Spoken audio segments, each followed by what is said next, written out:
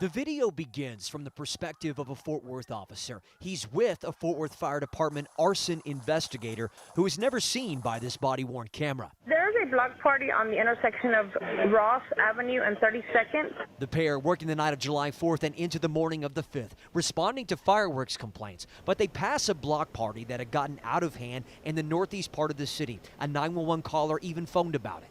There is a big old fight. The officers observed that Chief Neil Noakes publicly saying Tuesday the officer spotted someone walking away from the party injured and then a man with a gun. The video picks up from there. What sounds like a gunshot can be heard.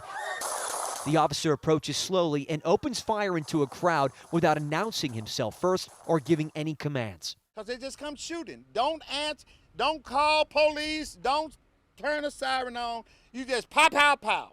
Pastor Kiev Tatum, a community leader in Fort Worth, not pleased about how this went down. And we're supposed to accept that as good policing? That's the worst policing I've ever seen in my life. Before the officer opens fire, you can see 21-year-old Billy Smith with his arm pointing toward the ground. Police say he had a gun, but it's not clear if he's the one who fired earlier. I do know if they ask him to put a gun down, if he had it, I don't know. But if they ask him, he is the type of child would have done that. This is Smith's mother. I don't know how much more of this I can take, but I gotta hold on for my babies. The video continues. And off camera, you can hear the arson investigator open fire toward Branche Minter. Police say he had a weapon on him, but there's no clean visual evidence showing he used it or pointed it toward police. But you do hear two gunshots before the pair starts shooting. Ballistics should explain more. Both Minter and Smith died. Before I knew it, one hit me, and I fell on the ground. And like she said, she came over there and tied my leg off. 4 others were also shot on scene, including Marcus Steele here, the 61-year-old hit in the leg, and the catch.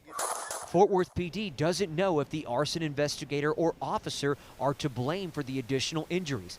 Again, ballistics need to be completed. The release of this video, part of Noakes' promise to be transparent, but it only reveals more questions than answers.